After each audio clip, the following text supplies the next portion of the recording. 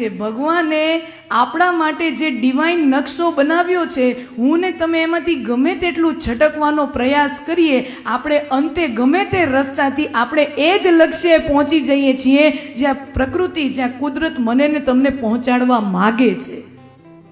આપણે ભલે એનાથી છટકવાનો પ્રયાસ કરીએ, ભટકવાનો પ્રયાસ કરીએ, એનાથી ડાયવર્ઝન લઈ લઈએ, બીજો રૂટ લઈ લઈએ, પણ અંતે તો હું ને તમે ત્યાં જ પહોંચી જઈએ છીએ જ્યાં ભગવાન મને ને તમને પહોંચાડવા માગે છે.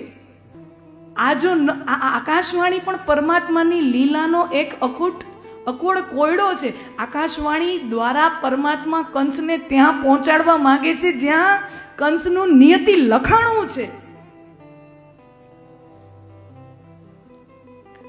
આકાશવાણી ન થઈ હોત તો આ બધા પ્રસંગો કેમ બનત? કૃષ્ણ કથા ત્યાં ઠપ થઈ જાય ને.